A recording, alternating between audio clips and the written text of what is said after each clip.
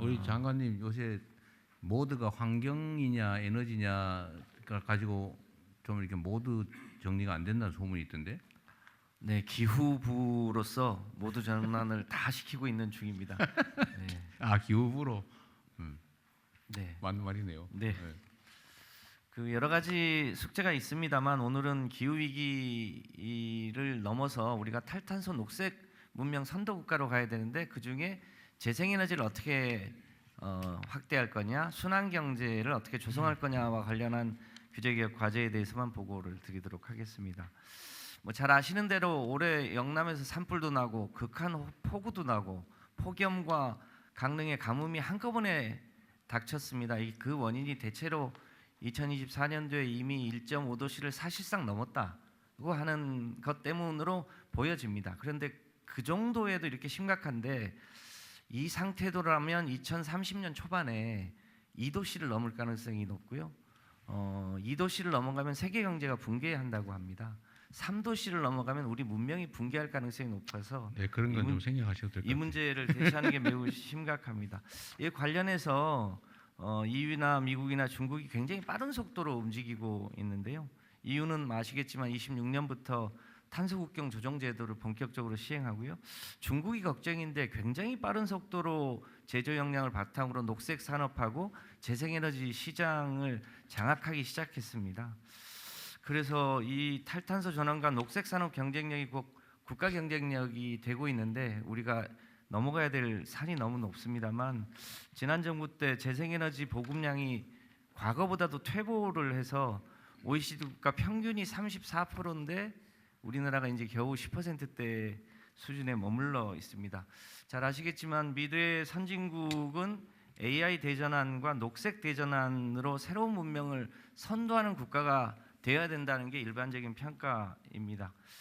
그래서 이 화석연료와 유한한 자원의 채굴에 의존하는 탄소 문명을 종식시키고 재생에너지와 순환경제로 탈탄소 녹색 문명으로 대전환하는 게 매우 절박한 숙제라고 보여집니다. 관련해서요, 기후에너지부는 이제 재생에너지를 중심으로 에너지 체계를 대전환하는데 현재 누적으로 33기가 수준입니다. 이걸 2030년까지 3배 수준인 100기가와트까지 대폭 늘리는 게 숙제입니다. 관련해서 제일 중요한 과제가 우선 공공기관이 먼저 선도적으로 아리백을 이행할 필요가 있고요. 또 정부 주도로 경쟁 입찰 제도를 개편하고 금융 지원을 확대해서 재생에너지를 확대하면서도 값싸게 공급하는 게 필요해 보입니다. 더불어서 에너지 고속도로와 지능형 전력망을 구축하는 게 굉장히 중요한데요. 전력 개통망을 확충하고 ESS를 안전하게 관리하는 것도 매우 중요한 과제입니다. 결과적으로 이 재생에너지를 확대하고 에너지 고속도로를 구축한 것이 결국 국민들의 햇빛 소득과 바람 소득으로 연결할 수 있도록 하는 것도 중요한 숙제라고 하겠습니다. 다음으로 순환경제 분야인데요. 그 산업혁명 이래 이 자원을 그동안은 무한해서 채굴하고 사용하고 매립하는 방법으로 살아왔는데요. 이렇게 물 쓰듯 소비하는 대가가 이제 자원 고갈과 공급망 경쟁으로 지금 이어져 오고 있습니다. 이 화면을 보시면 애플은 최근에 2030년까지 아예 채굴하지 않는 기업이 되겠다고 하면서 매년 재활용률을 보고하고 있는데 그 변화의 속도가 매우 빠릅니다. 그래서 앞으로 이 기후 에너지 환경부가 이 자원의 채굴과 폐기는 줄이고 순환 이용의 기반을 두텁게 개선하려고 합니다. 먼저 기업과 함께 제품 설계 생산을 지속 가능하게 전환하려고 하는데요. 제품을 설계 단계부터 순환 이용을 극대화하는 소위 K 에코 디자인 제도를 도입하려고 합니다. 재생 원료 사용 의무를 강화하고 탈플라스틱 종합 대책도 올해 연내에 마련하도록 하겠습니다. 순환이용 기반도 고도화할 예정인데요. 그동안 개별 품목에만 적용했던 폐기물 규제 면제를 사업장과 산업단지 등 구역 단위로 확대 개편하려고 합니다. 아울러 전기차, 배터리 등 증가하는 미래 폐자원의 관리 기반도 강화하고 전자제품에만 적용되었던 생산자 회수 재활용 책임을 전 제품으로 확대해서 소중한 자원이 허투루 버려지지 않도록 노력해 나가겠습니다. 기후위기에 대응하기 위해서 기후에너지부가 만들어졌는데 앞으로 더 최선을 다하겠습니다. 고맙습니다. 네, 발표 감사합니다. 오늘 이 자리에 오기 위해서 우리 그 참석을 통보받으신 분께서는 밤새 며칠 동안 의견을 정리하고 건의사항을 막 가슴에 품고 오셨을 텐데 시간이 부족해서 이분들의 말씀을 다 듣지 못하면 현장으로 네. 가셔서 정말 두고두고 힘드실 것 같습니다. 그래서 저의 제안은 지금 이 파트 2는 재생에너지 활성화와 순환경제 활성화 두 가지로 나뉘는데요. 각 파트마다 질문들을 한데 묶어서 좀 듣고 우리 관계부처 그 관계자분들께서는 좀 메모를 하셔서 한꺼번에 좀 대답을 해주시는 그런 진행으로 좀 이어가면 어떨까 생각이 듭니다. 그래서 먼저 재생에너지 활성화와 관련해서 의견 있으신 분들 얘기를 좀 들어보도록 하겠습니다. 자, 어느 분께서 좀 먼저 말씀해 네, 손을 번쩍 드셨습니다. 부탁드립니다. 네. 네, 안녕하십니까. 저는 한국 영농형 태양광협회 남재우입니다. 저는 2016년에 한국 최초로 영농형 태양광을 설치해서 실증을 하였고요. 2019년에는 저희 영농형 태양광협회를 설립해서 연구와 보급에 현재 힘쓰고 있고 또 영농형 태양광 시공 기준 연구 과제를 현재 수행하고 있습니다. 영농형 태양광은 농업과 재생에너지 생산을 병행하는 대표적인 융합 모델입니다. 농가 소득 증대를 통해서 농업 지속성을 확보하면서 동시에 재생에너지의 수용성을 높일 수 있는 사업인데 현재는 다음과 같은 제도 보완이 필요합니다. 그래서 간단히 세 가지만 말씀드리도록 하겠습니다.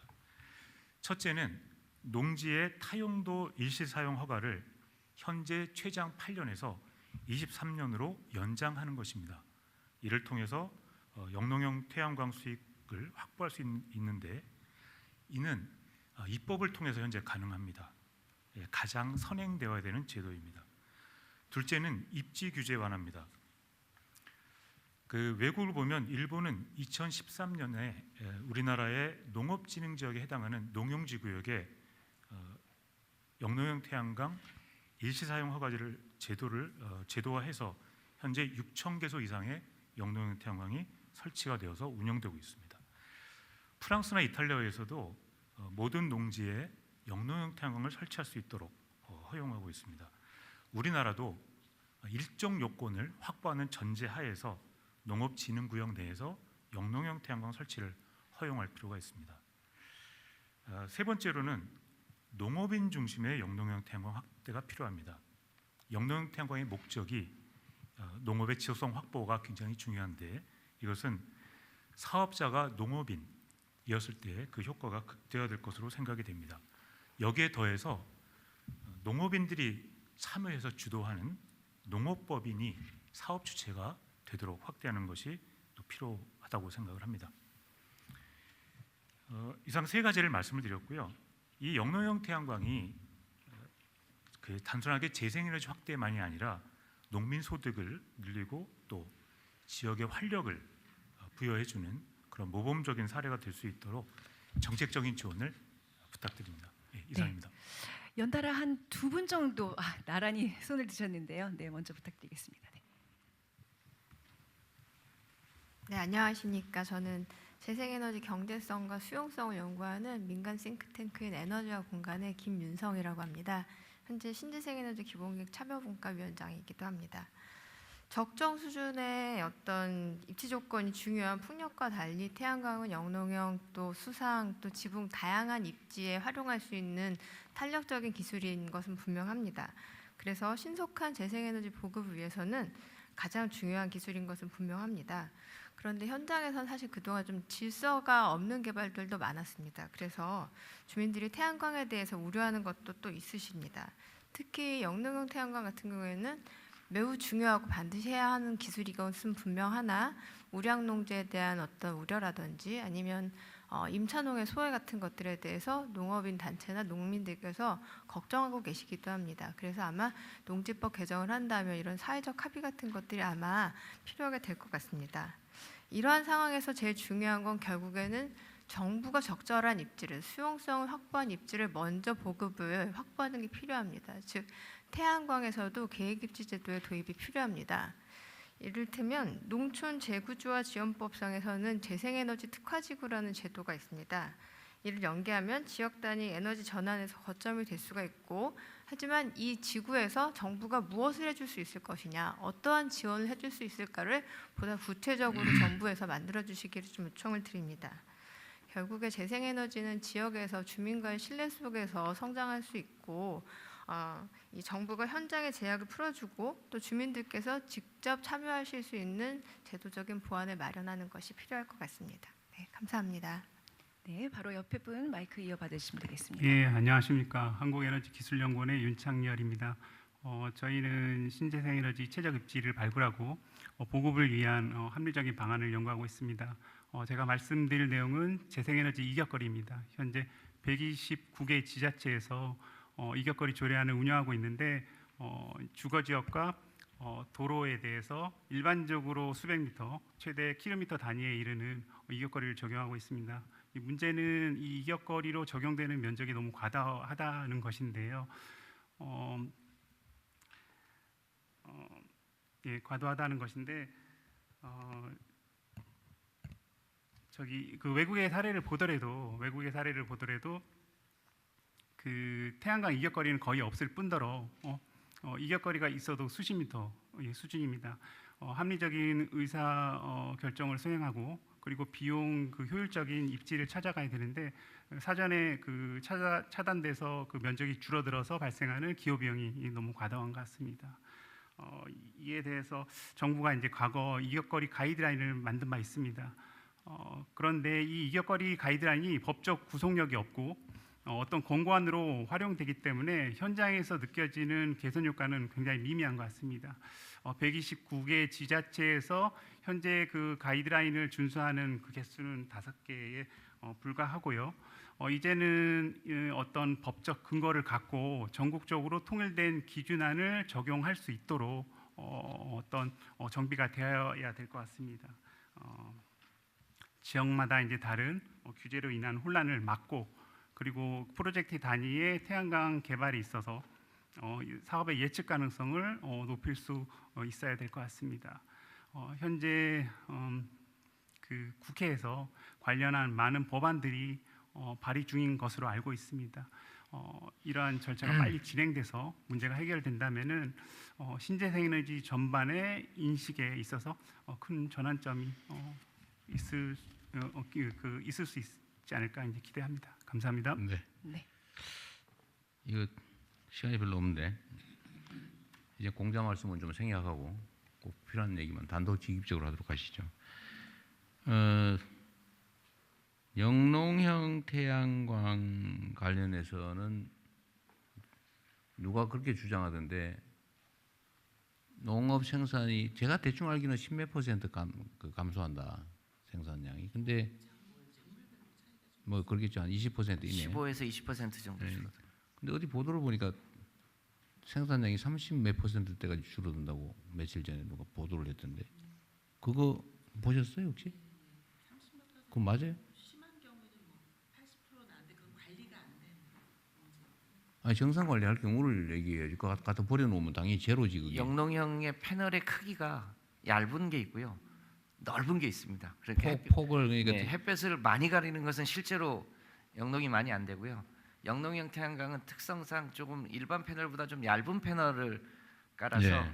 그 사이로 햇빛이 들어올 수 있게 해줍니다. 그 당연히 햇빛이 들어오게 해야지. 싹 다 가리면 농사 안 되죠. 그늘에 농사 안 되는 건 너무 당연한 거를. 아니 그러니까 그거야 2, 3, 19 이럴 때야 그렇겠지만 근데 그런 거기에 대한 뭐 조치는 좀 하셨어요? 그런 엉터리 보도를 하면 시정을 해야지. 앞으로 그런 거 좀 시정 좀 잘하세요. 그 국민들이 오해하잖아요. 그리고 실제로 그런 오해들이 있어요. 태양광을 다 깔아버리면 농지가 사라지는 거 아니냐. 그렇지 않다는 걸 증명을 해야 될 필요는 있을 것 같고요. 기간을 늘리거나 입지 규제를 제한 완화하는 거 농업인 중심으로 해야 된다. 이거는 뭐 다 맞는 얘기 같은데 뭐 구체적인 검토하면 될 것 같고요.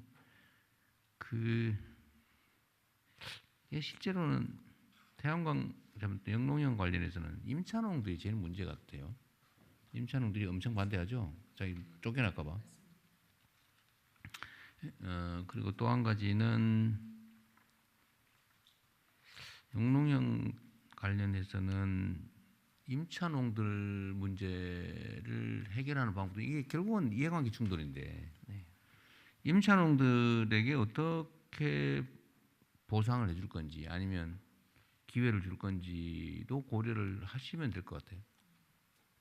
내가 보기에는 분명히 이거 농민단체나 뭐 이런 데서 특히 임차농 중심으로 반대 목소리가 꽤 나올 수 있는데 그들에게도 기회를 공유할 수 있게 해주는 게 제일 큰 대안이 아닐까 싶네요. 하여튼 그까지 그 연구를 해보시고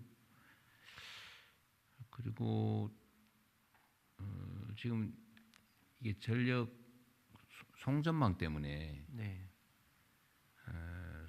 전력 과부하라 그러나요? 그 송전망 부하가 네. 없이 즉시 연결할 수 있는 곳 중심으로 좀 인허가를 하더라도 해야 될 거고 그런 거 잘 찾아서 하겠죠. 그다음 이격거리 문제도 이거 말고도 규제 문제는 많을 텐데 이격거리 문제는 이거 반대하는 사람들이 있으니까 자치단체들이 이격거리를 대대적으로 설정하는 거 아닙니까? 사촌이 땅을 사서 배가 아파서 제가 보기엔 그거 아닙니다. 사촌이 땅 사서가 아니고요. 나한테 이익이 없이 환경만 망가지는 것 같으니까 그런 거죠. 그게 그 얘기예요. 아, 사촌이 그게 그거예요. 그게 네. 그거예요. 네. 외부의 업자들이 들어와서 태양광을 그러니까 하니까 그래서 주민들이 이게 규제를 완화해서 뭐 이격거리를 없애고 쉽게 태양광 농사를 짓게 허용을 하면 업자들만 좋아진다 이렇게 되면 안 되는 거죠. 그래서 해당 지역의 주민들이든 아니면 소장인들이든 임차농들이든 그들에게 혜택과 기회가 갈 수 있는 방안을 강구를 안 하면 업자만 좋아지는 일이 벌어져서 또 다른 분란의 원인이 됩니다.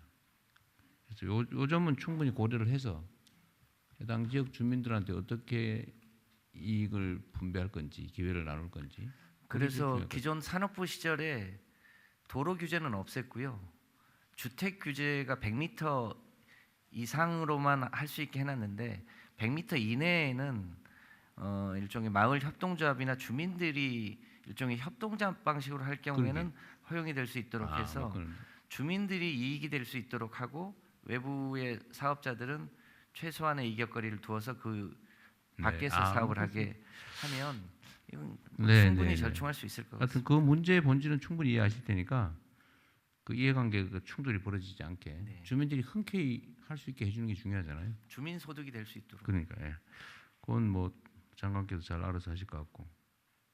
그리고 또 하나는 제가 요새 헬기 타고 이동할 일이 많아서 여기 내리다 보면 그 엄청난 공장 지붕에 왜 태양광이 하나도 거의 없습니까? 그 전기 요금이 너무 싸서 그런 거 아니에요? 얼마 전까지는 별 이득이 안 돼서 그랬는데요. 최근에 소위 산업용 전기요금이 많이 올라가면서 지금은 이제 산업단지 위에 태양광을 하는 게 소위 이익이 되는 시점으로 전환됐습니다. 그래서 최근에는 그 태양광을 붙이려고 하는 기업들이 굉장히 많이 늘었습니다. 산업부든 중소기업부든 이게 전기를 태양광으로 자기들 공장 지붕에 그거 안 할 이유가 없잖아요. 뭐 예를 들면 공장 주차장에 위에 깔아서 한다든지 그거 다 이익되는 일인데 지금 거의 안 하고 있더라고요.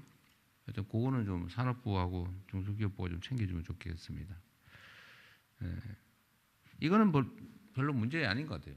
그냥 문제되는 규제들은 최대한 완화해서 없애거나 완화해서 하되 충돌하지 않게 말씀하십시오. 예, 그래서 대통령님 지금 우려 사항도 또 있으셔가지고요. 네. 저희가 찾은 방법은 일단 제일 중요한 게 농업계 입장에서는 식량 안보 이야기 많이 네. 하시고 그런데 이제 또 그 난개발 이야기도 하십니다. 아무데나 또 들쑥날쑥 이게 들어오면 그것도 경관적으로도 문제고 또 그다음에 이제 제일 중요한 게 아까 대통령 말씀하신 대로 수익이 주민들 입장에서 내재화돼야 되는데 이게 외부 유출되는 것을 상당히 우려하시거든요. 그래서 이 세 가지 문제를 다 해결하면서도 우리가 영농형 태양광 좀 확장을 하려면 저희가 찾은 방법은 재생에너지 지구라는 거를 지자체장이 지정할 수 있게 돼 있습니다. 그래서 재생에너지 지구 안에서는 농업진흥지역이라 하더라도 태양광 설치를 허용하고 또 8년이 아니라 23년까지 우리 충분하게 네. 그 기간을 늘려주고 그리고 그 안에서 자격 농업인 이외에도 영농조합 법인이라든가 네. 그다음에 마을 협동조합을 구성하는 경우는 그 사업자로서 참여할 수 있도록 허용을 하고 네.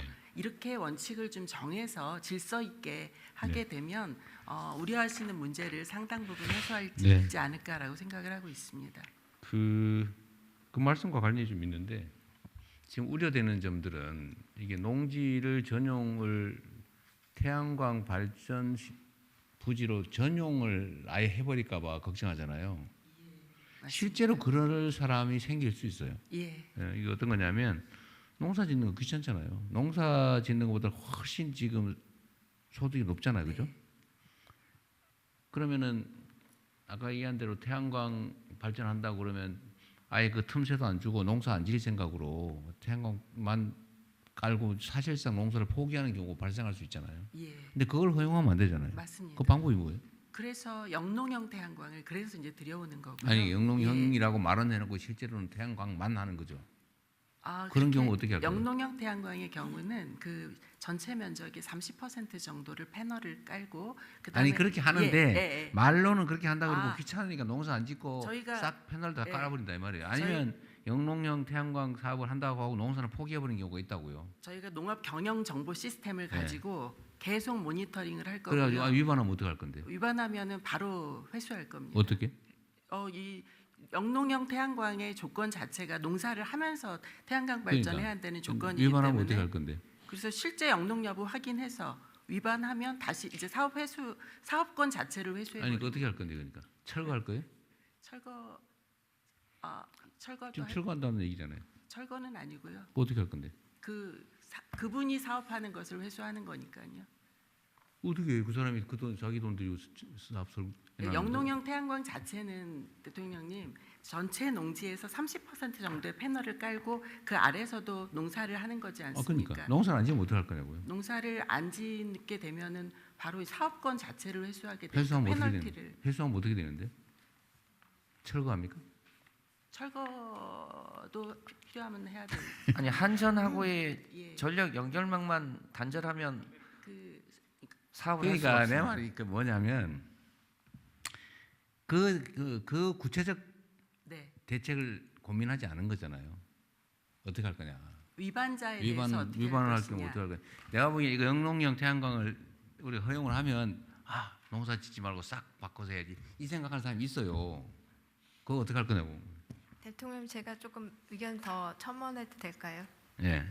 예, 지금 말씀하신 것처럼 그 영농이 일정 조건을 만족하지 않을 때 여러 가지 제재 방법이 있을 수 있습니다. 그러니까 어떤 거냐고요? 예를테면은 REC를 들이지 않으면 사업성이 떨어지기 때문에 더 이상 의미가 없어질 수도 있습니다. 그러니까 실질적으로 아까 대통령 말씀하셨던 어떤 경제적인 제재 수단을 바로 계약 조건에서 가질 수가 있기 때문에 그러니까 그걸 연구하십시오. 예, 네, 근데 다만 강력한 이거 제재가 아예 있습니다. 그런 건 애초부터 꿈도 못 꾸게 예. 그런 마음 못 먹게 하는 제도를 강구하셔야 돼요. 네, 근데 알겠습니다. 그 중에 하나가 뭐냐면요. 네. 농사를 안 지면 과징금을 부과하는 거예요. 올해 농사를 안 지었다 아예. 예. 그러면 농사 소출 예상되는 금액의 3배 과징금 부과하든지 이렇게 해야지. 예. 그거 허가 취소하면 뭐예요? 그거 뜯을 거예요? 불가능해요. 예.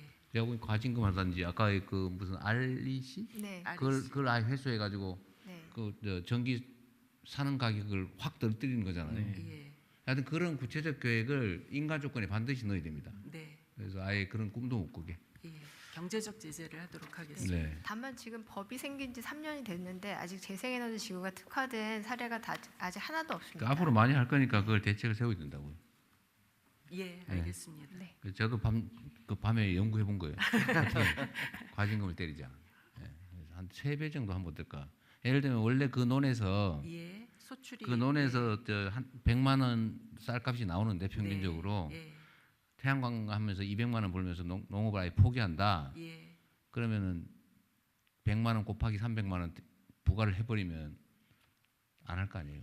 농사 열심히 짓겠지. 벼농사하고 태양광하고 차이 저희가 한번 계산해 하여튼 간에 뭐 그런 연구를 좀 해보세요. 합니다. 그 연구를 해가지고 실제로 내가 보기에는 이거 가만놔두면요, 그 다 태양광으로 전환하고 농사 안 지을 겁니다. 예. 예, 귀찮거든. 그런 일 없도록 저희가 네. 계속 모니터링. 그래서 소장농들이 반대하는 예. 거예요. 예. 네. 네, 이 문제에 더 추가로 논의할 게 없으면 네. 어쨌든 재생에너지는 우리가 집중적으로 육성해야 될 분야이기 때문에 좀 최대한 방법을 찾아보시고요. 특히 지역 주민들하고 충돌을 해가지고 무슨 이격거리니 이런 문제 발생하지 않게 제도 보완 빨리 합시다.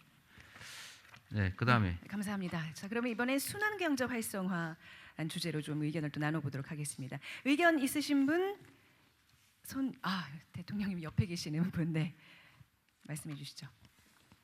네, 안녕하세요. 저는 에코엠 파트너스의 이한경이라고 합니다. 에코엠 파트너스는 기후 환경 분야의 연구와 또 컨설팅을 하고 있는 전문 기관입니다. 저는 오늘 우리 산업의 미래 경쟁력과 직결되고 또 탄소 중립의 중요한 수단인 순환 경제에 대해서 좀 말씀을 드리고 싶습니다. 순환 경제의 핵심은 원료에서 재활용까지 전 주기를 통합하는 것입니다. 즉 재생 원료를 써서 제품을 만들고요. 또 설계를 할 때 재활용과 수리가 용이하게끔 설계를 하고 사용 후 폐기한 다음에는 원료를 추출을 해서 즉 순환고리를 완성하는 게 순환 경제의 핵심입니다. 즉 자원을 오래 쓰고 계속 돌려 쓰는 것을 의미합니다. 근데 이게 어떻게 촉진이 되냐면 EU를 중심으로 한 글로벌 규제에서 우리 이제 산업계가 품목별로 재생 원료를 의무적으로 사용해야 되는 규제가 있고요. 또 설계도 규제를 합니다. 순환성을 고려해서 에코 디자인이라는 규제를 준수하게끔 요구를 받게 됩니다. 근데 이게 배터리라든가 전기전자, 포장재에 이르기까지 전 품목에 확대가 되기 때문에 저는 이거는 제2의 알리백과 같은 형태로 산업계를 압박할 거다라고 말씀드리고 싶습니다. 근데 이제 현실에서는 오늘 재생 에너지인데요.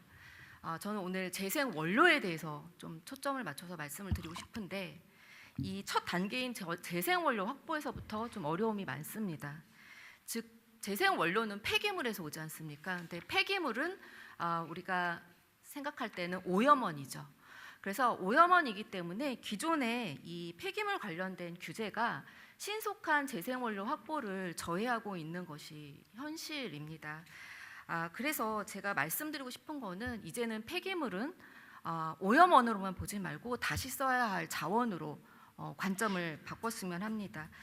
또 한 가지는 제가 아까 재생 원료 몇 프로 의무가 이제 우리 산업계의 현실이 되는데 이렇기 때문에 폐자원이 최대한 발생되면 우리나라의 산업계가 활용할 수 있게끔 내수 시장을 좀 형성해야 되고 또 워낙 자원이 부족한 국가이기 때문에 제조를 많이 하기 때문에 국제 시장에서 재생원료 확보에 적극적으로 해야 됩니다. 근데 그 과정의 핵심이 폐기물 수출입 규제거든요. 그래서 이 수출입 규제가 우리 산업계 상황에 시간에 맞게끔 전망에 맞게끔 그런 이제 개선이 좀 필요해 보입니다.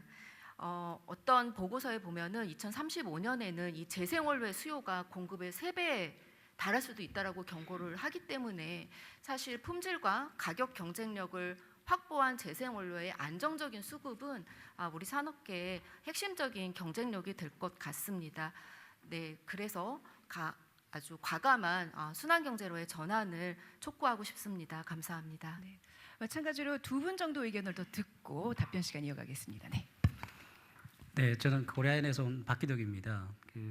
고려아연은 이제 지금 현재 51년째 저희가 운영을 하고 있는 회사고요.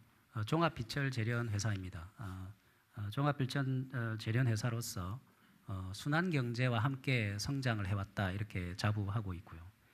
현재 여러 가지 폐자원을 활용해서 그 경제성이 있는 유가금속, 즉 핵심 광물들을 저희가 가장 세계에서 우수한 최고 우수한 기술력을 발휘해서 저희가 회수하는 그러한 사업을 미래 성장 동력으로 저희가 삼고 있습니다. 현재 좀 앞서 이제 이한경 대표님이 말씀하셨던 그 수출입 규제와 관련되어 있는 부분을 조금 더 제가 자세하게 현재 우리 폐자원 업계가 당면하고 있는 그런 이슈들을 조금 말씀드리고자 합니다.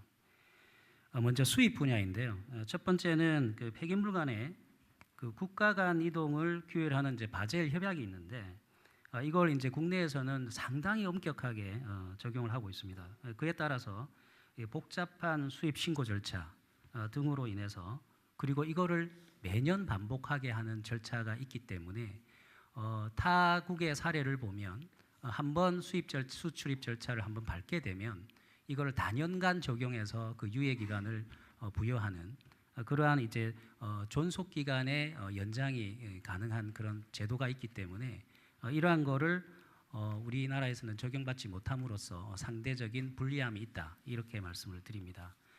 두 번째는 이런 폐 PCB나 폐 촉매 등을 이제 수입할 때 이제 납부해야 되는 관세가 있습니다. 이 관세가 이제 부과되고 있기 때문에 이러한 부분이 국내 기업들한테는 원가 경쟁력을 떨어뜨리는 그러한 요소로 작용하고 있다고 말씀을 드리겠습니다. 다음은 수출 분야인데요.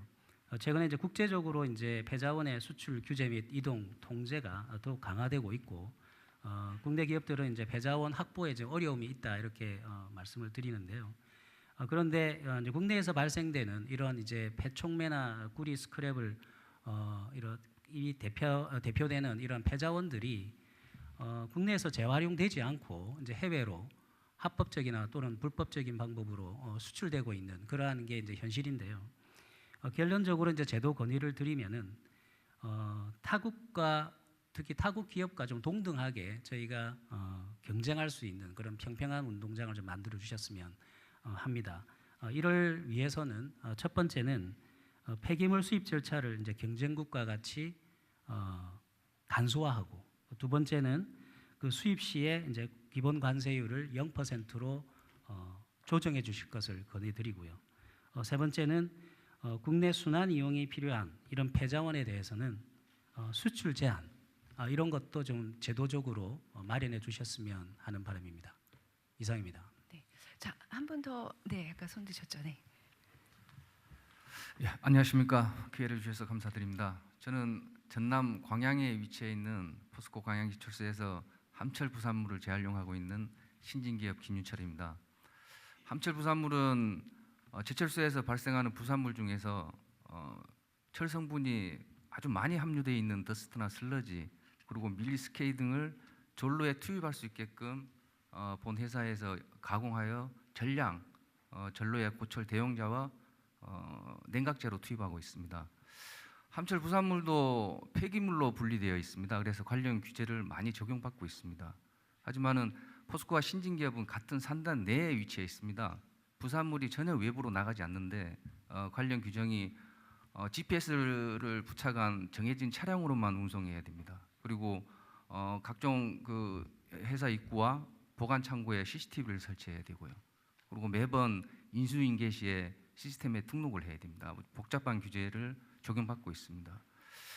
산단 내에서 외부로 전혀 유출이 되지 않는 양질의 자원을 재활용하는 부분에 대해서는 관련 규정을 조금 완화해 주셨으면 감사하겠습니다. 하나가 더 있는데요.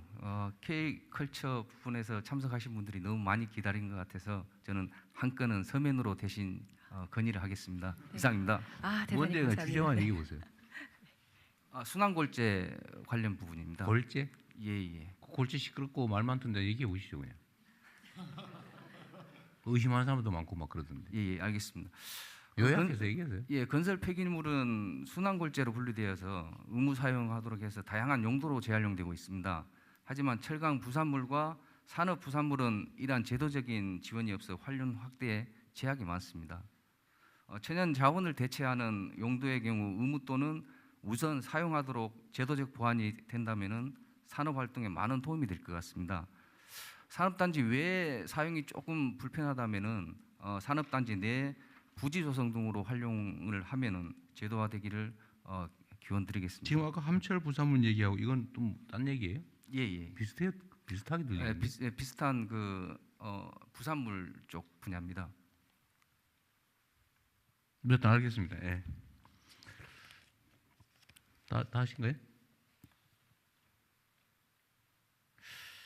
폐기물 수입을 쉽게 하게 해달라. 폐기물 수입할 때 세금 관세 안 내게 해달라. 그럼 우리 국민들이 듣기에는 별로 납득이 쉽게 되지 않을 것 같은데. 이름이 폐기물자가 붙어 있어서 그런데요. 네. 사실상 핵심 광물인데요. 그거를 채굴해서 광물을 수입하는 것보다 그 폐기물 안에 들어있는 광물을 폐기물체로 혹시 뭐 수입해서 폐 컴퓨터 뭐 저 쓰레기 막 이런 막 싣고 오는 거 아니에요? 지금은 대표적인 게 이제 폐 배터리인데요. 폐 배터리 안에 있는 니켈이나 망간이나 폐 배터리를 수입한다는 거예요? 그렇습니다. 그 안에 니켈, 망간, 코발트와 같은 핵심 광물이 들어 있는데 그 추출하고 난 나머지 폐기물은 어떻게 하는 거예요? 그건 대부분 고철입니다. 그리고 환경에 문제 없어요? 네, 제가 이것을 하는 군산에 있는 그 대표 기업을 직접 가서 현장을 봤는데요. 뭐 거기서 이제 해외에서 쓰레기 수입해 가지고 막 이런 걱정은 별로 없고 옛날에 쓰레기 사다가 묻고 막 맞습니다. 그랬잖아요. 그런 적은 있었는데 이제 품목을 제한해서 핵심 광물이 들어 있는 이 폐자원은 사실상 자원이라고 보고 그러니까 이거는 그런 위험이 없는 아주 특수한 폐자원을 수입을 허가를 해주는데 네, 그건 심사를 다 하겠죠. 그렇습니다. 그러니까 일반 쓰레기 막 못 쓰는 것 몰래 사다가 산에다 심는 게 아니고, 예, 근데 그걸 사오는 때 허가 기간이 1년 단위로 맨날 다시 갱신해야 되는 게 너무 어려워서 좀 장기간 허가로 해달라. 네, 그렇습니다. 그것도 이제 품목별, 그다음에 거래처별을 다 분리해서 그거는 다 별로 하나씩 받아야 돼요. 어려울 건 아닌 것 같네요. 네. 예, 어쨌든 허가를 하니까 심사를 지금 1년 하니까. 단위로 하는데 3년 기간을 단위로 예, 그건 뭐 문제 네. 없을 것 같고. 세금 깎는 전 세금 깎는 거에 대해서 그렇게 막 쉽게 동의가 안 되는데. 대통령 제가 그 기획재정부 1차관 아, 네. 이영일입니다. 관세 관련된 말씀을 잠깐 드리겠습니다. 결론적으로 관세 인하를 적극적으로 검토할 계획입니다. 이유는 네. 지금 이제 수입할 때 저희가 관세를 부과한 다음에요.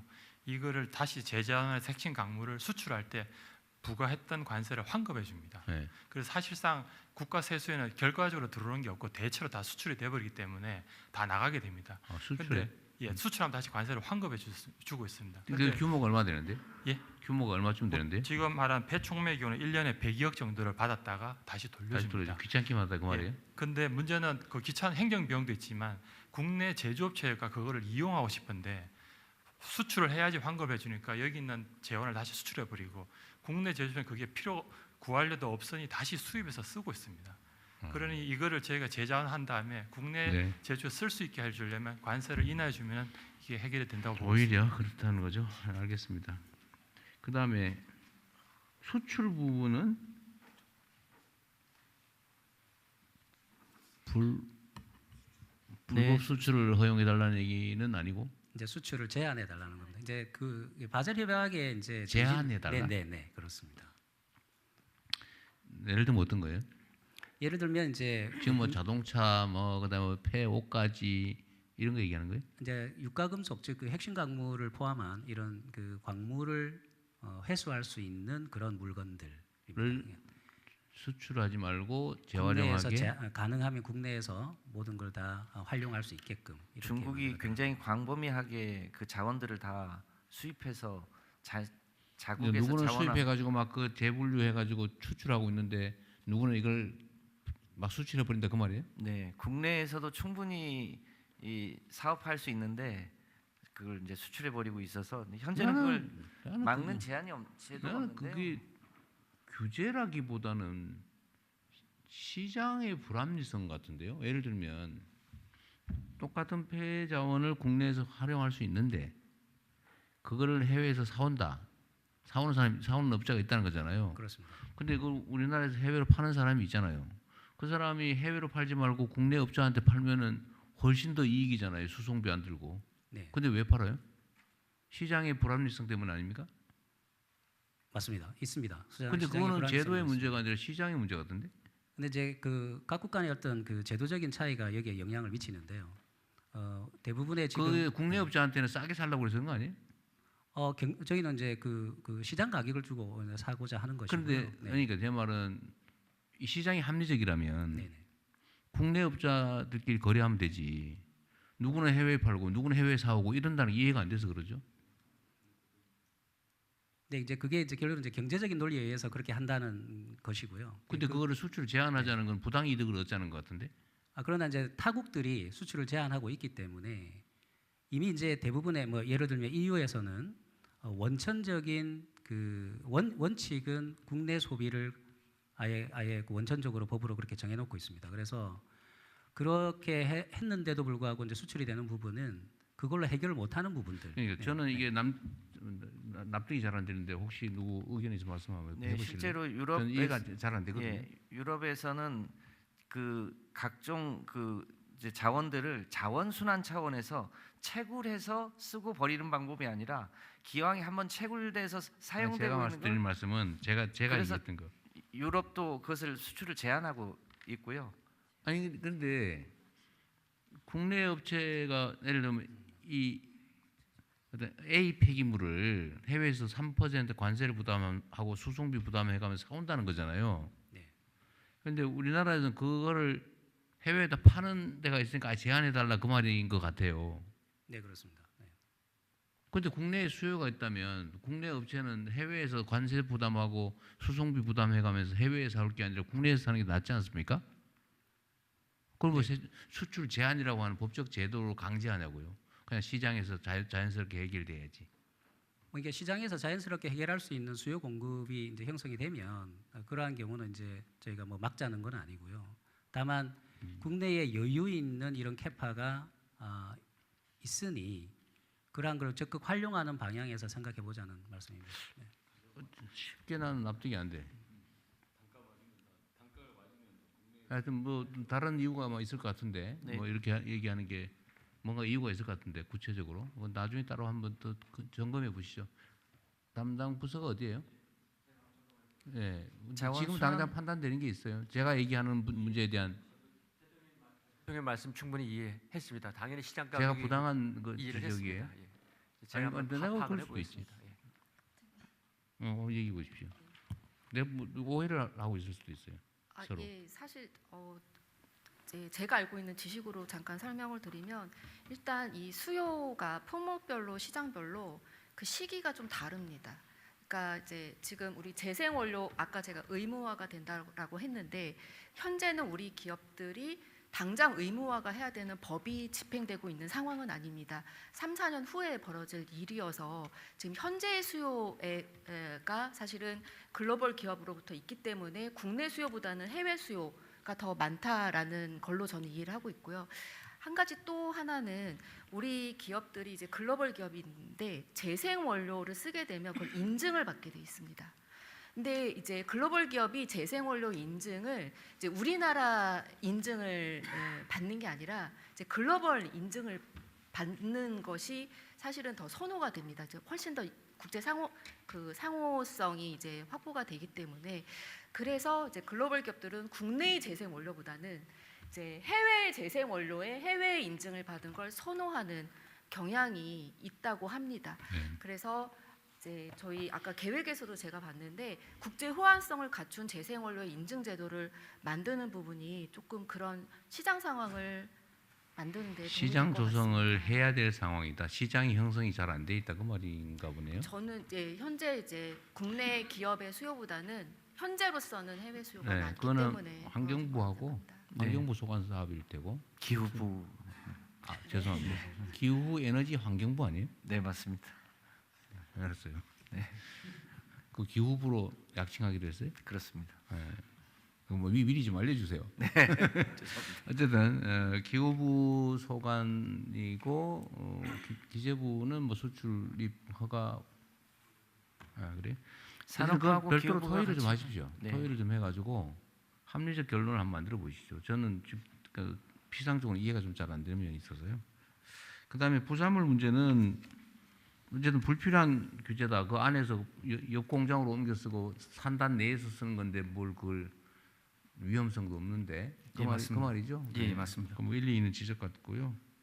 근데 그것도 뭐 잘 판단하면 될 것 같고 건설 폐기물 얘기는 뭔 말인지 잘 못 알아들어서. 건설 폐기물이 아니고요. 그 제철 부산물 골재 순환 골재를 말씀드리는 겁니다. 그거를 이제 슬라그를 제철 이야기하는 겁니다. 회사 안에서 재활용하는 거 문제 하나 얘기했고, 네네. 그 말고 이거를 건축 뭘로 다른 회사에다 넘기는데 단지 안에서 하는 거라면 상관없지 않냐 그 말이에요. 그 철강 부산물 중에서는 슬래그도 이렇게 많이 발생이 되고 있습니다. 그건 그래서 어쨌든 뭐 재강하는데 다시 쓴다. 아닙니다. 그 외부의 골재 대용으로 많이 사용을 골재 하고 대용으로? 있습니다. 근데 이제 의무화가 산업 폐기물은 건설 폐기물은 지금 순환 골재로 의무화가 돼가지고 많이 지금 환경 오염 가능성 때문에 그런 거 아닌가요? 아닙니다. 그런 부분은 아니고요. 지금 매립이라든지 골재로 지금 사용을 하게끔 허가는 나와 있습니다. 하지만은 그 건설 폐기물처럼 의무 사용 제도가 좀 미흡하다 보니까 많이 사용을 못 하고 있습니다. 그래서 어떻게 하자고요? 건설 폐기물처럼 약간의 제도적 의무화나 이렇게 아니면은 그 산업단지 내에 어떤 부지 조성 용도로 이렇게 사용할 수 있게끔 그렇게 좀 제도화가 마련됐으면 좋겠습니다. 우리는 오늘 규제 완화를 얘기하고 있는데 규제를 강화하자, 어떤 의무를 부과하자 이런 얘기인 것 같네요. 근데 앞서 얘기했던 그 폐기물 처리와 관련해서는 그 폐기물이 엉뚱한데 매립되거나 이럴 것 때문에 네. 아주 엄격하게 규제를 그렇죠. 하는데 산업단지 내에서 그걸 재활용하는 것은 그건 문제 없을 것 같아요. 규제를 풀어주는 게 합리적으로 맞아 보입니다. 네. 근데 근데 그 두 그거하고 번째 또 하나는 제안한 문제는 좀 살펴봐야 될 것 같고요. 그 국토부랑 좀 상의해서 그러세요. 예.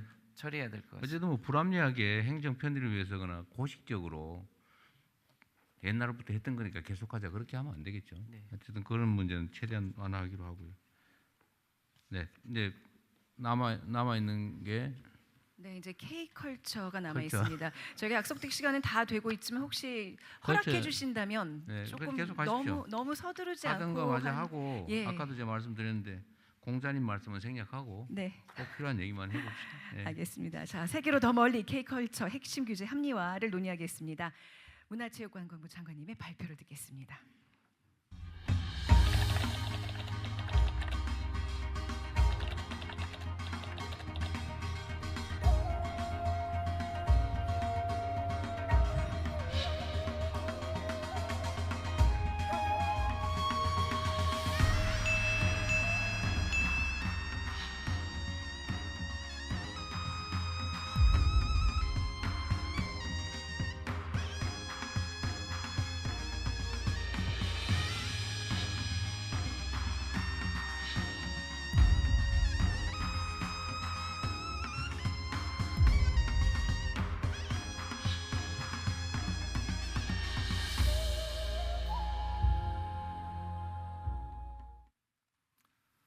네, 문체부 장관 최유영입니다. 시간이 많이 부족하네요. 우아하고 재미있는 얘기들 많이 준비했는데 다 빼겠습니다. 네, 저희가 K컬처를 이제 지원이 아니라 그 투자, 즉 성장시켜야 할 핵심 산업이라는 관점에서 접근하다 보니까 그동안 소홀히 봐왔던 규제가 여러 곳에서 상존하고 있었습니다. 네, 넘겨주시죠. 먼저 K컬처의 산업적 성과부터 짚어보겠습니다. 이제 돈도 많이 벌고 수출도 많이 합니다. 뭐 섬유나 가전, 2차 전지보다 수출 더 많이 하고 있습니다. 그런데 컨텐츠 수출은 또 다른 숨겨진 효과가 있었습니다. 컨텐츠 수출이 1억 달러 늘어나면 그걸 본 외국인들의 한국인에 대한 호감도가 높아지면서 우리의 소비재 수출은 1억 8천만 달러의 추가 증가를 가지고 온다고 합니다. 그러니까 추가로 2배 이상의 유발 효과를 내는 것입니다. 그렇다면 넷플릭스 사상 처음으로 누적 시청수 3억 뷰를 넘은 K-팝 데몬 헌터스는 앞으로 얼마의 경제적 유발 효과를 우리에게 안겨줄까요? 네, 이제 K컬처는 단순한 문화 현상이 아닌 우리 경제의 핵심 동력이자 미래의 먹거리라고 말할 수 있을 것 같습니다. 그런데 정작 제가 만나본 K컬처의 제작 현장에는 오히려 지금이 엄청난 위기이고 돌파구가 전혀 보이지 않는다며 절망을 이야기하고 있습니다. 대표적인 분야가 영화입니다. 연 60편에 달했던 한국 상업 영화가 올해는 3분의 1로 축소됐습니다. 투자가 말랐기 때문인데요. 글로벌 OTT 출연으로 극장 흥행이 안 되면서 투자가 줄게 되고 결국 제작 편수가 감소하면서 생태계까지 흔들리는 그런 심각한 악순환에 빠진 상황입니다. 돌파구가 필요합니다. 정부 재정을 마중물로 긴급히 자금을 공급하는 심폐소생술이 절실합니다. 일단 돈이 돌기 시작하면 제작사들에게는 선택의 폭이 넓어질 것입니다. 큰 흥행을 기대하는 작품들은 극장으로 곧바로 갈 수 있고요. OTT를 선택하더라도 협상력이 좋아지기 때문에 지금처럼 어이없는 계약은 피할 수가 있습니다. 결국 투자 수익이 좋아지게 됩니다. 결과적으로 영화에 더 많은 돈을 끌고 올 수 있는 선순환 구조로의 회복이 가능해집니다. 네, 그렇습니다. 우선 돈이 돌아야 합니다. 이를 위해서 정부는 영화 투자에 머뭇거리는 민간 자금이 투자의 결단을 내릴 수 있도록 도와드리겠습니다. 앞으로 이렇게 하겠습니다. 정부가 지금보다 더 먼저 손실을 떠안겠습니다. 우선 손실 충당률을 15%에서 20%로 높이겠습니다. 투자의 위험 부담을 민간보다 정부가 그만큼 더 가져가겠다는 뜻입니다. 이익은 민간에게 더 드리겠습니다. 정부가 취할 이익의 일부를 민간에게 더 얹어드리는 초과 수익 민간 이전 비율을 기존의 30%에서 40%로 높이겠습니다. 영화가 흥행에 성공했을 때 정부의 지분을 민간 투자자가 추가로 싸게 가져갈 수 있는 콜 옵션 비율도 마찬가지로 40%로 올리겠습니다.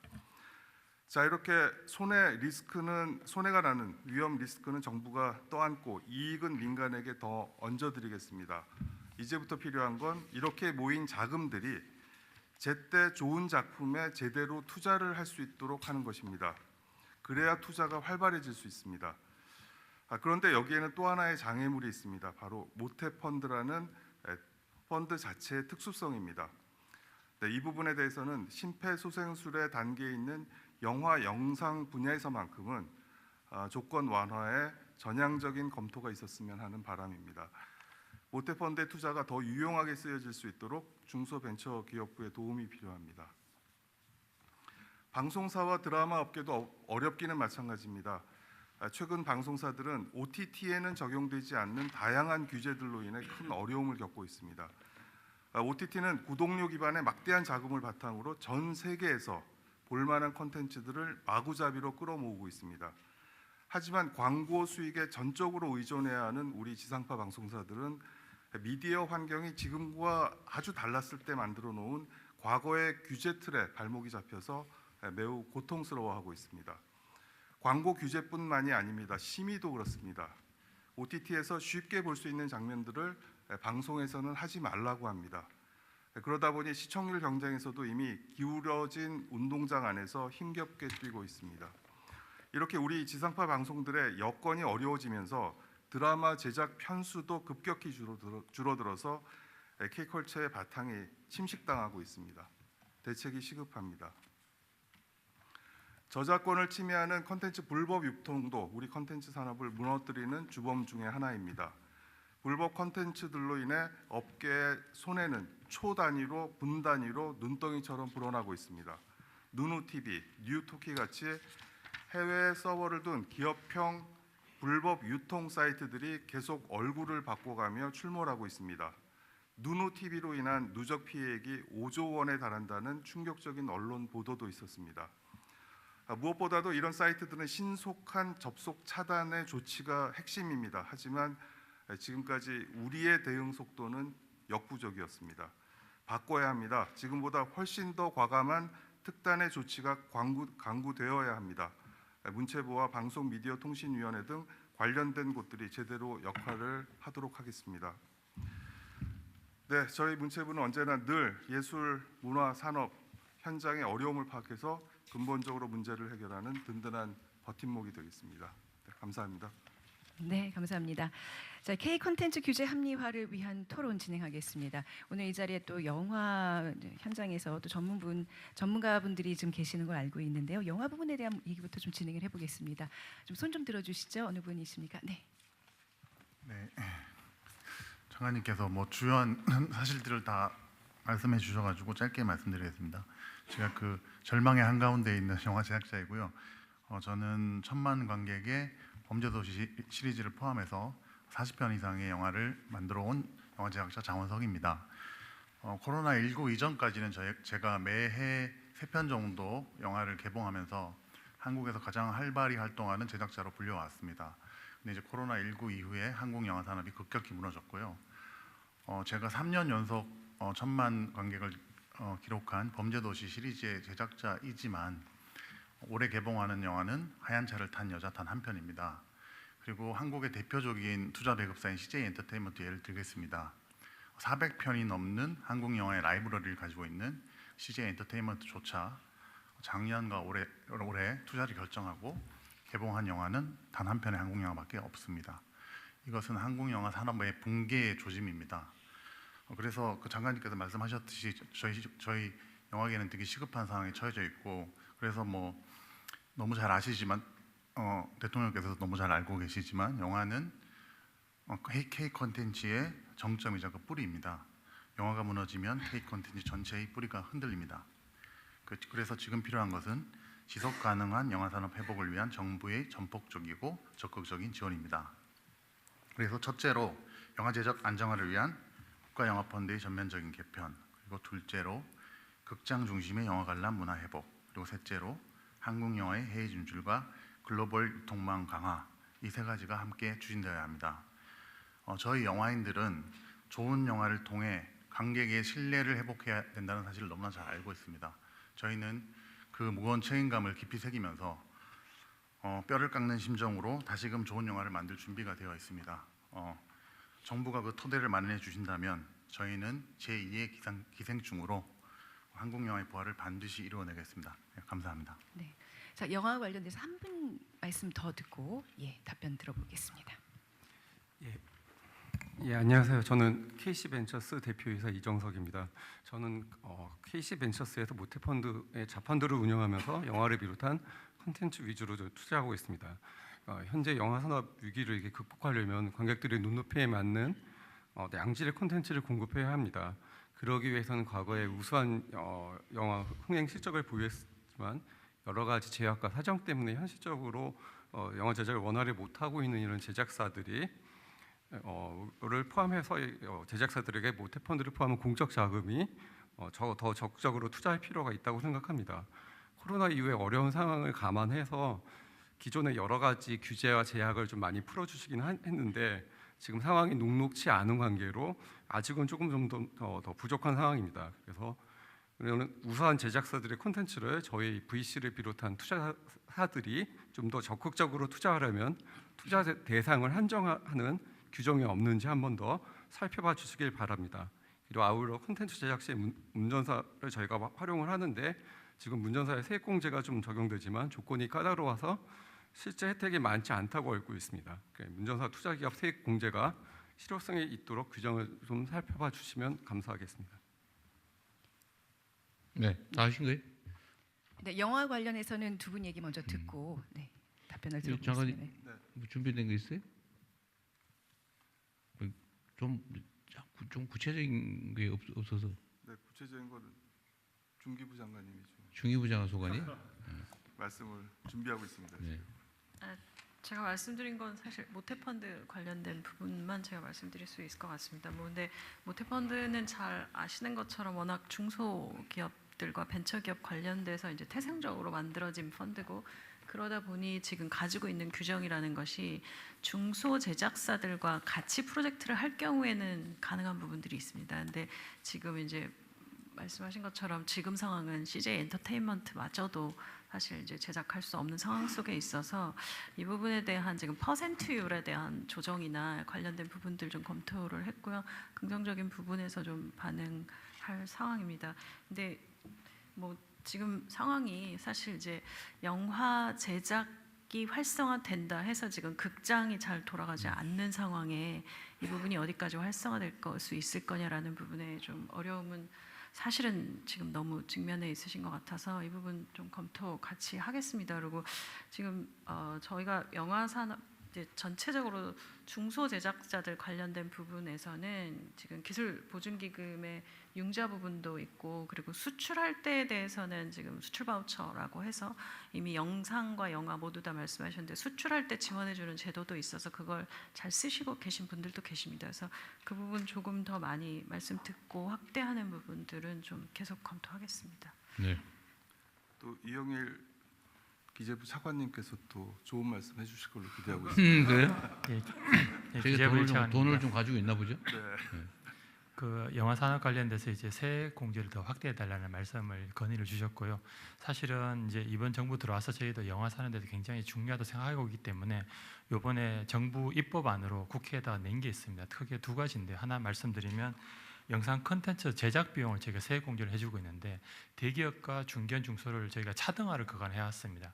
쉽게 말하면 대기업은 5%, 중견은 10% 이렇게 해줬었는데요. 대기업에 대해서 저희가 좀 지원이 필요하다 판단해서 이번에 중견하고 똑같이 같이 10% 세액 공제하는 그 정부가 입법안을 냈고요. 두 번째로 아까 제 건의하신 문화산업 전문 회사에 대한 출자에 대해서 세액 공제를 좀 더 해달라는 부분이 있었는데 현재는 중소 중견 기업이 출자할 때만 세액 공제를 해주고 있었습니다. 그런데 저희가 볼 때 더 많은 자금이 들어가야 된다 생각하기 때문에 이번에 대기업의 경우에도 세액 공제를 같이 하는 걸 포함해서 정부가 냈습니다.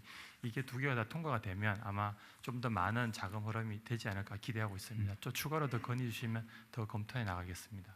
네. 세액 공제는 10%는 턱없이 부족하고요. 예, 호주 같은 경우는 40%, 또 캐나다는 25에서 40%, 영국은 25% 등 주요 선진국에서는 훨씬 많은 세액 공제를 하고 있습니다. 그래서 20에서 30% 정도 세액 공제가 이루어질 때 실질적으로 이렇게 어려운 환경에서 컨텐츠 투자로 자금이 몰릴 거라고 생각합니다. 뭐좀 뭐 연구해 봅시다. 아직 세금 검토하겠습니다. 얘기하면 판단을 못 하겠더라고. 네. 네. 자, 그러면 K 콘텐츠 규제 합리화와 관련해서 마지막 두 분 의견을 듣고 답변 들으면서 마무리하도록 하겠습니다. 자, 손 들어 주시죠. 마지막 기회입니다. 네, 앞에 계시는 분. 네. 문신입니다. 우선 그 의미 있는 토론회장, 공론회장 만들어 주셔서 감사드리고요. 이 방송 콘텐츠 산업과 관련해서는 세간에 두 가지 착시 현상이 좀 있는 것 같습니다. 자, 첫 번째는 K컬처가 전 세계적으로 확산되고 있으니까 국내 콘텐츠 산업도 잘 돌아가겠지라는 생각이 하나 있을 수 있고요. 둘째는 넷플릭스와 유튜브가 또 너무 잘 나가고 있으니까 국내 방송사도 잘 나가겠지 하는 생각, 이 두 가지가 있는 것 같은데 이 두 가지 생각 모두가 착시입니다. 국내 현실은 정반대고요. 이미 시장의 지배자는 글로벌 OTT가 돼 있는데 국내 방송사, 특히 지상파 방송의 경우에는 20, 30년 전 아날로그 시절의 규제, 여기에 그냥 발목이 그대로 묶여 있는 그런 상황입니다. 예를 들어 보면 그 넷플릭스에서 한 그 흑백 요리사 보셨을 겁니다. 거기 보시게 되면은 CU라고 하는 편의점 간판, 그리고 거기서 판매하는 재료들, 이런 것들이 브랜드 그대로 방송이 됩니다. 그리고 중식 요리를 하는 과정에서 보면은 중국 전통주가 상표가 그대로 붙은 채 또 방송이 됩니다. 또 오징어 게임 3를 보시게 되면은 그 프리젠티드 바이 에어비앤비라고 하는 그 프로그램 제목 협찬이 화면에 고지 방송이 또 됩니다. 이런 유형의 브랜드 협찬이라든가 타이틀 스폰서십, 프로그램 제목 협찬을 통해서 제작에 필요한 돈, 즉 재원을 만들어내는 것인데 유감스럽게도 국내 지상파 TV는 이런 것들이 모두 다 금지가 되어 있습니다. 대부분의 OECD 국가는 물론이고 중국에서도 허용되어 있는데 유독 대한민국에서만 규제 대상입니다. 그리고 중간 광고 규제는 일부 풀리기는 했습니다. 다만 외국 방송사와 비교하게 되면 여전히 제약이 많은 게 현실이고요. 일반 광고도 이런저런 이유로 지상파에서는 못하게 하는 품목도 많고 또 간접 광고와 가상 광고는 횟수와 크기의 제한을 지금 받고 있습니다. 동일한 디바이스로 시청되는 OTT라든가 유튜브에는 아무런 제약이 없는데 너무나도 대조적인 상황이라고 보시면 될 것 같습니다. 이 광고주라는 소비자 입장에서 보게 되면은 디지털 시대의 광고 협찬이 어떤 게 유효할까, 효율적일까를 생각하는 게 당연할 텐데 이 아날로그 시대의 규제 때문에 국내 방송사들이 소비자 니즈를 충족시키지 못하고 있는 그런 상황이 계속되고 있는 겁니다. 숫자로 말씀드리자면 저희 지상파 전체의 광고 매출액이 2002년도에 2조 8천억이었습니다. 그러다 작년에 8,300억으로 추락을 했습니다. 20년 새에 전통적 광고는 3분의 1로 쪼그라드는 셈인데 외국에서 대부분 허용되고 있는 이런 새로운 유형의 광고 협찬, 이것이 여전히 규제 대상이다 보니까 재원 마련이 안 되고 또 재원 마련이 안 되다 보니까 제작비 적자가 커지고 제작비 적자를 감수하다가 이게 워낙 큰 범위로 늘어나다 보니까 방송사들이 아예 콘텐츠 제작을 줄여버리는 그런 역설이 나타나고 있는 상황입니다. 외주 제작사까지 연쇄적으로 어려워져서 생태계 자체가 위기 상황 아닌가 하는 그런 생각을 갖고 있습니다. 지금은 하나의 TV 수상기로 여러분들도 다 마찬가지일 겁니다. 지상파, 종편, 케이블 방송, OTT를 동시에 보는 시대입니다. 옛날 그 지상파 3사가 텔레비의 모든 것이었던 시대와는 너무 많이 달라져 있는 상황인데요. 그런 의미에서 이 동일 서비스, 동일 규제 이런 원칙 아래 국내 방송사의 광고 규제, 협찬 규제를 글로벌 미디어 사업자 수준으로 혁신해 주셨으면 하는 그 바람이 있습니다. 대통령님께서 지난 9월 달에 방송의 날 영상 축사를 통해서 전해주신 말씀 다시 한번 말씀드리면 역차별 논란을 낳고 있는 광고 규제, 편성 규제 등 낡은 규제를 네거티브 방식으로 전환하겠다라고 하신 말씀에 그 방송사, 방송인들 모두 큰 기대를 갖고 있습니다. 저희들이 K 콘텐츠, K 컬처의 전 세계 확산에 좀 더 기여할 수 있도록 광고 규제, 협찬 규제, 편성 규제에 대한 신속한 입법 그리고 제도 정비 이런 것들이 실천으로 이어졌으면 하는 기대감을 갖고 있습니다. 감사합니다. 마지막 한 분. 네. 네, 안녕하십니까. 네이버 웹툰에서 저작권 침해 및 불법 사이트 대응 업무를 하고 있는 김규남입니다. 짧게 요지만 말씀을 드리겠습니다. K웹툰이 인기가 굉장히 올라가면서 침해 유형도 굉장히 고도화가 되고 있는데요. 침해 유형별로 현재 지금 대응하고 있는 상황을 설명드리면 일단 서버 위치를 기준으로 침해 유형을 분류할 수 있을 것 같고요. 국내 서버를 기반으로 국내 이용자에게 불법 유통을 하는 사례, 그다음에 두 번째는 해외 서버를 기반으로 해외 이용자에게 불법 유통을 하는 사례가 있습니다. 이 경우에는 문체부와 한국저작권보건 그리고 업계가 협력해서 불법 유통 차단과 수사가 이루어지고 있는 상황이고요. 해외 서버를 기반으로 국내 이용자에게 이제 불법 유통을 하는 케이스가 있는데 이 경우에는 접속 차단이 지금 효율적인 방법으로 잡혀져 있는데 이것은 지금 방송미디어통신위원회 관할로 되어 있습니다.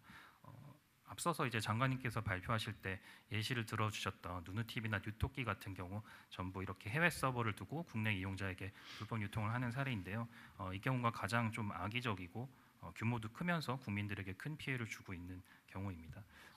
사실 그 운영자를 바로 수사해서 잡는다면 뭐 가장 좋겠지만은 그것보다 좀 더 직접적이고 빨리 조치할 수 있는 방법은 역시 사이트 접속 차단인데요.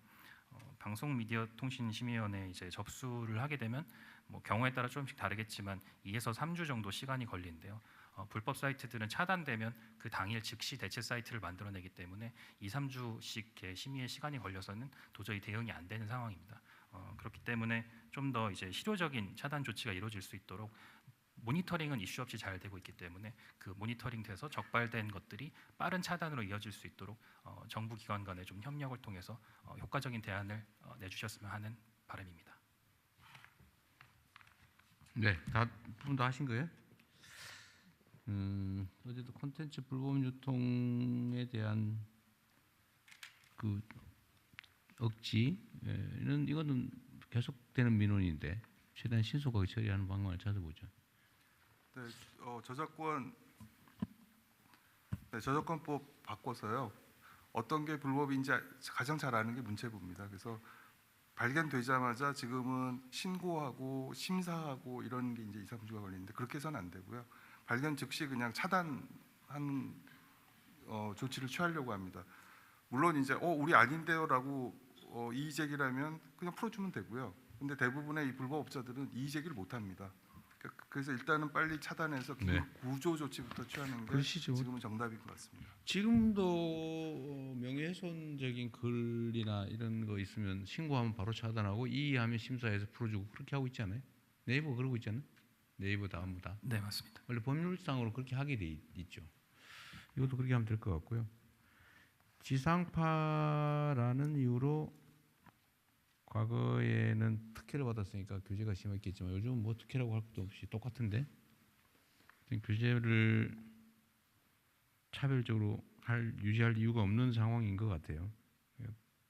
그건 해야 되는데 또 한 가지는